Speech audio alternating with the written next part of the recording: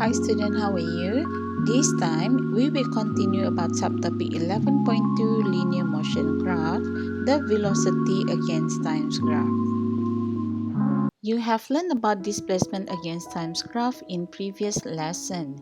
The information that can be obtained from the displacement against times graph are the displacement at certain time and the velocity, which is the gradient of the graph. In velocity against times graph, the information that can be obtained are the velocity of the object, the displacement at certain times, which is the area under the graph, and when you calculate the gradient of the graph, it will give you the value of acceleration of the moving object. So remember, the area under the graph of velocity against time is the displacement of the object, and the gradient of the graph is the acceleration of the object. Let's see how the gradient of velocity against times graph can be equal to the value of acceleration. Sekarang kita lihat bagaimana kecurunan graf laju melawan massa boleh bersamaan dengan nilai pecutan objek yang bergerak. Remember this? This is formula to calculate the acceleration. You have learned to calculate the acceleration in previous lesson. To calculate acceleration, you need to divide the change of velocity with the time taken. To get the change of velocity, we need to minus the final velocity with the initial velocity. When you refer to this graph, the vertical axis here is the velocity, and the horizontal axis here is the time.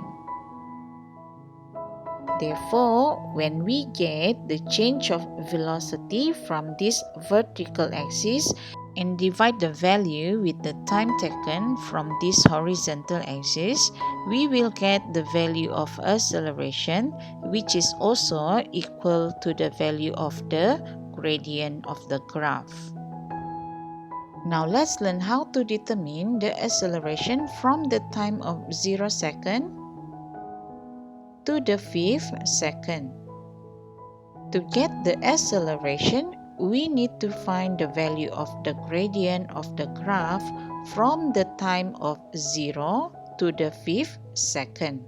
To find the value of the gradient of the graph, we need to divide the change of velocity with the time taken.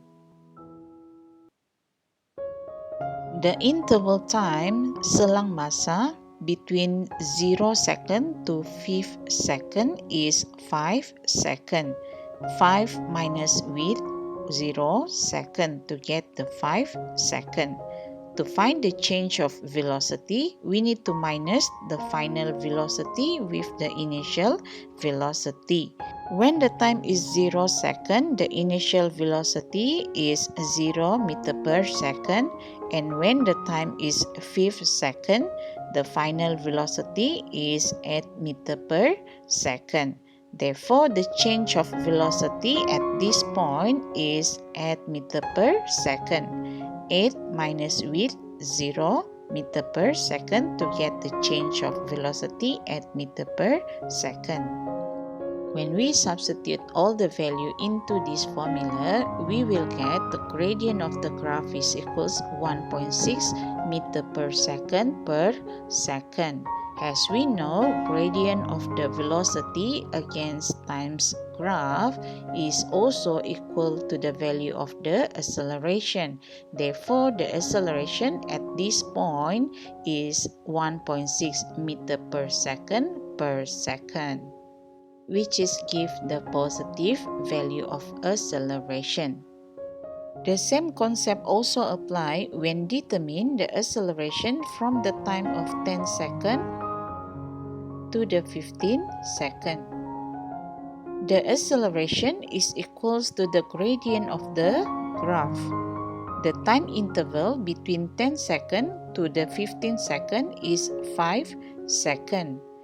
When the time is 10 second, the initial velocity is 8 meter per second.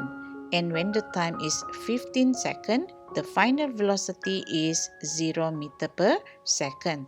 Therefore, the change of velocity is equals to the final velocity minus with initial velocity, we will get the change of velocity negative 8 meter per second. When we substitute the change of velocity and the time taken into this formula, we will get the gradient of the graph equals to negative 1.6 meter per second. As we know, the gradient of the graph is equals to the acceleration. Therefore, acceleration from the time of 10 second to the 15 second is also negative 1.6 meter per second. It has a negative value of acceleration. This means this object experiencing a uniform deceleration during this time. Now let's move to the area under the graph of velocity against times graph. The area under the graph can give the value of a displacement. To find the displacement in the first 5 seconds, we need to find the area under the graph, which is you can see here in the shape of a triangle. Therefore, we can use the formula for area of triangle in order to get the area under the graph.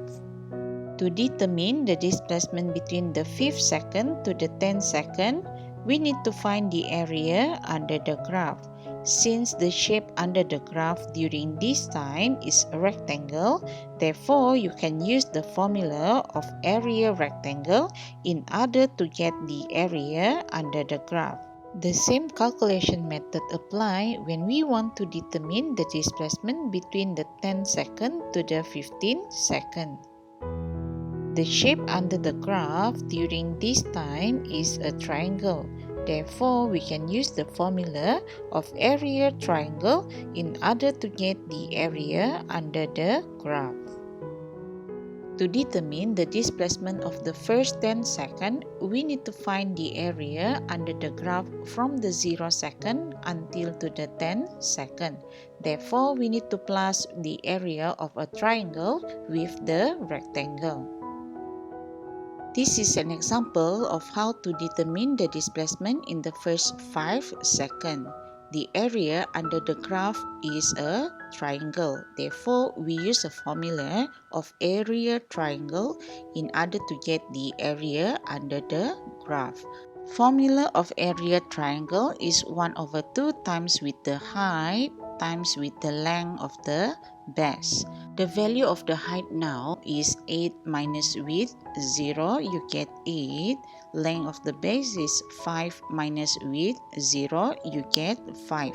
Substitute this value into this formula, you will get the area of triangle is 1/2 times with 8 times with 5. Solve this problem, you get 20. As you know, the area under the graph is equals to the displacement. Therefore, the displacement in the first 5 seconds is also equals to 20 meter. To determine the displacement in the time interval between the 5th second to the 10th second, we need to find the area under the graph. The shape of area under the graph now is a rectangle. Therefore, we can use the formula to find the area of rectangle, which is length times with the width. The width now is 8 minus width 0, you get 8. The value of length is 10 minus width 5, 5. You substitute this value into this formula, you will get the area of the rectangle is 40. As we know, the area under the graph is equals to the displacement. Therefore, the displacement in the time of interval between the 5th second to the 10th second is also equals to 40 meter. The same calculation method is applied in order to determine the displacement in the time interval between the 10th second to the 15th second. the area under the graph is in the shape of a triangle. Therefore, we can use the formula area of triangle in order to calculate the area under the graph. The height now is 0 minus width 8. We get negative 8. The length of the base is 15 minus width 10. We get 5. We substitute this value into this formula. We will get the area of triangle is negative 20.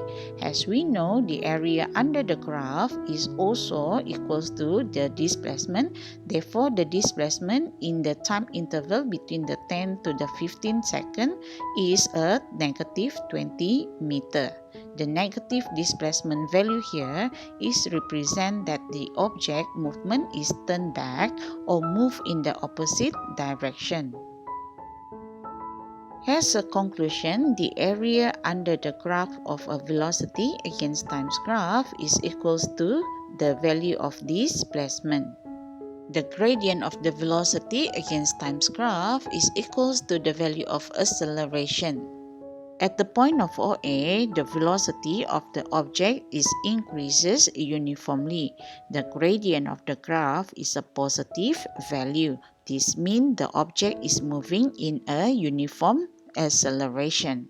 At the point of AB, the velocity of this object is constant. There is no gradient of the graph here. Tidak ada keturunan graf di sini. Therefore, the gradient is 0. This means the object does not accelerate during this time but move in a constant velocity, which is give out the acceleration during this time is 0. At the point of BC, the velocity of the object decreases uniformly. The gradient is negative and uniform. Therefore, the acceleration also negative acceleration. During this time, this object experiences a uniform deceleration. At the point of CD, this object is in a stationary position because the velocity is equals to 0. This means during this time, the gradient is also 0 and acceleration also 0.